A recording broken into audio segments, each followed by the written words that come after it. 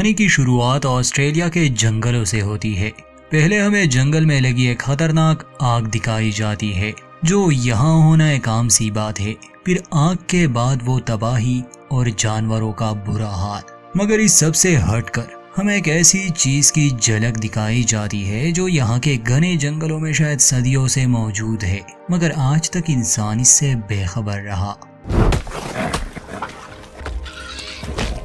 अब हमारा फोकस होगा कहानी के मेन कैरेक्टर्स पर। तो सबसे पहले हमें दिखाई जाती है क्लेयर। क्लेयर पेशे से एक वीडियोग्राफर और डॉक्यूमेंटेरियन है। कुछ महीने पहले ही यहाँ के जंगलों में आग लग गई थी, जिससे बहुत तबाही हुई। कहते हैं कि 100 से भी ज्यादा किस्म के जानवरों की नस्ल खतरे में है।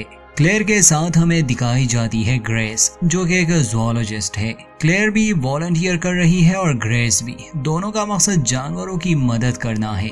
ग्रेस का मानना था कि अगर हम किसी एक नस्ल को भी मिटाने से बचा सके तो ये बहुत बड़ी बात होगी। शुरुआत में ग्रेस यही जानकारी दे रही थी। वो कई किस्म के जानवरों के बारे में भी बताती है। कुछ देर बाद वहाँ आता है बेन नामी एक लड़का। वो भी जानवरों पर अपनी रिसर्च कर रहा था। ये तीनों जाने वाले थे कुछ दिनों के लिए इस जंगल में, वो भी काफी दूर। इनके पास इक्विपमेंट्स थे जिससे ये काफी कुछ मालूम कर सकते थे कि कौन कौन से स्पीशीज खतरे में है। जाने से पहले क्लेयर दोनों से कहती है कि मुझे पता है ये काम इतना मजेदार नहीं। अगर तुम दोनों कहीं पर भी बोरिंग फील करो तो मुझे बता देना, हम कुछ और कर लेंगे। बेन और ग्रेस एक दूसरे को पहले से ही जानते थे। क्लेयर नहीं थी, उसे ना बेन के बारे में ज्यादा मालूम था, ना ही ग्रेस के बारे में, और ना ही वो कोई ज़ूलॉजिस्ट थी। बस ये काम ही ने एक साथ लाया था। इन्होंने इस रिसर्च की परमिशन पहले से ही ले रखी थी। जाने से पहले क्लेयर यहाँ के पार्क रेंजर से भी मिलती है और उसे कुछ सवाल जवाब करती है। पार्क रेंजर का नाम मैट था।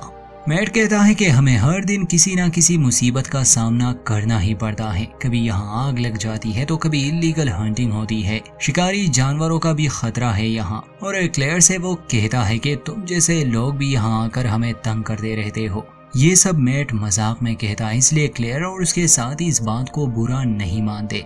अब ये अपना सफर शुरू करते हैं। जंगल में गाड़ी के लिए एक रास्ता था। जंगल में नेटवर्क नहीं होता, इसलिए इनके पास संपर्क करने के लिए बस एक ही रेडियो होगा। अगर कोई भी प्रॉब्लम हुई ये लोग सिर्फ पार्क रेंजर मैट से ही संपर्क कर सकेंगे।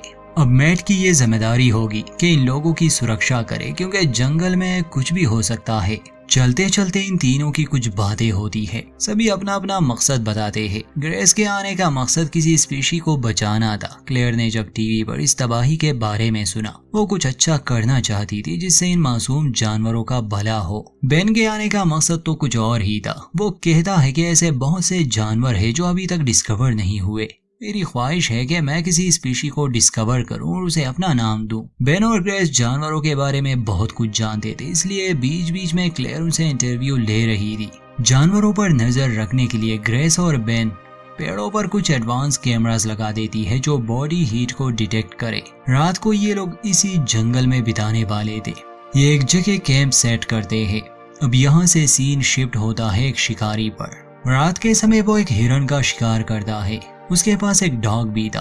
खैर अपने शिकार को वो मजे से खाने लगा, मगर कुछ देर बाद उसे एक अजीब सी आवाज सुनाई दी। ये आदमी इस जंगल से अच्छी तरह वाकिफ था। आवाज इसे अनजान लगी, इसलिए अपना बंदूक लिए ये आसपास देखने लगा।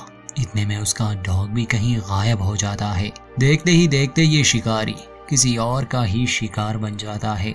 वो जो भी चीज थी वो इस आदमी को खींच लेती है और सीन यहीं कट। दूसरी तरफ हम क्लेयर, ग्रेस और बेन को देखते हैं, जो सेंसर्स लिए रात में निकले जानवरों को स्टडी कर रहे थे। एक लम्हे के लिए क्लेयर को एक ऊंचे पेड़ पर किसी जानवर की हल्की सी झलक मिलती है, मगर बेन और ग्रेस उसे पहचान नहीं पाते। बाकी उन्हें आम से जानवर ही मिलते हैं, जैसे कोआला, पॉसम और पक्षी। इसके बाद ये लोग आग जलाते हैं और वहीं बैठकर बातें करने लगे। क्लेयर जू की एक कहानी बताती है कि मैंने देखा कैसे ये जानवर भी फीलिंग्स रखते हैं, बस इन्हें समझने की देर है। जू में किसी जानवर पर अत्याचार की वजह से क्लेयर का भी मन बदला और उसने यहाँ आने का फैसला किया। ये लोग 3 टेंट लगाते हैं। ग्रेस और बेन तो ठीक थे, मगर जानवरों की आवाजें क्लेयर को डरा रही थी, इसलिए वो ग्रेस के टेंट में आ जाती है।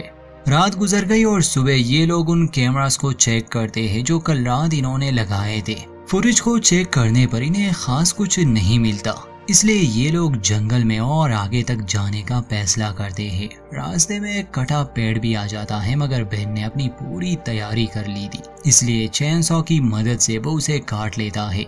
जैसे जैसे ये लोग आगे बढ़ रहे थे, बेन को एक अजीब सा डर महसूस हो रहा था। खैर, 1 महीने पहले इन लोगों ने कुछ कैमरास लगाए थे। बेन और ग्रेस जब उसे लेते हैं, उसमें कैंगरू की फुटेज थी। कैंगरू पर कोई चीज हमला करता है, जिस चीज ने भी उस पर हमला किया उसकी तस्वीर साफ नहीं थी।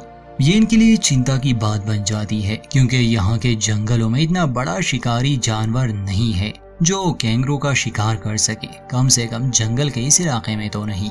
ग्रेस सलाह देती है कि हमें रेंजर को इस बारे में बताना चाहिए। बेन कहता है कि हो सकता है शिकार किसी इंसान ने किया हो। ये तीनों उस पेड़ के पास भी जाते हैं जहाँ पर ये कैमरा फिट था और उस जानवर पर हमला हुआ था। शिकार ऊंचाई से किया गया था, ऐसा बहुत कम होता है। खैर, बेन रेंजर मेट को कॉल करने पर मजबूर हो गया। बेन उसे अपनी लोकेशन भेजता है और ये जानकारी भी देता है कि हमें शिकारी जानवर के कुछ सबूत मिले हैं। असल में बेन इस ट्रिप को इतनी जल्दी खत्म नहीं करना चाहता था। रेंजर मेट इन्हें बचाने निकल जाता है। वहाँ उन तीनों को कुछ और सबूत मिलते हैं। उन्हें पेड़ पर बने नाखूनों के कुछ निशान मिले जो उनके रिकॉर्ड में किसी जानवर से मेल नहीं खाते थे। अगर बेन की बात सही है, शिकार किसी इंसान ने किया होगा, तो वो कोई पागल ही होगा जो इतनी ऊंचाई से कूदा। अब तो उसकी कमर भी टूट चुकी होगी। ऐसा मुमकिन ही नहीं, ये काम किसी इंसान का नहीं था। अब इनका सामना किसी अनजान जानवर या फिर किसी और चीज से था, इसलिए ये लोग उस इलाके से नहीं जाते, बल्कि अपने सभी कैमरास को वहां पर फिट करते हैं। शाम होने वाली थी। रेंजर मैट को रास्ते में उसी शिकारी की कार मिलती है जिसे कल रात किसी चीज ने मार दिया था। वो वहां रुकता है, आसपास का जायजा लेता है। उसे गाड़ी का मालिक कहीं भी नहीं मिला, मगर जब उसे खून नजर आया तब उसे शक होने लगा। थोड़ा आगे जाने पर एक पेड़ के सामने घसीटने के निशान थे। मैट वहां खड़ा था, तभी उसे उस शिकारी का डॉग नजर आया जो काफी घबराया हुआ था। जमीन पर पड़े शिकारी की गन लेते समय कोई चीज उस पर भी हमला करती है और उसे भी घसीट कर ले जाया जाता है।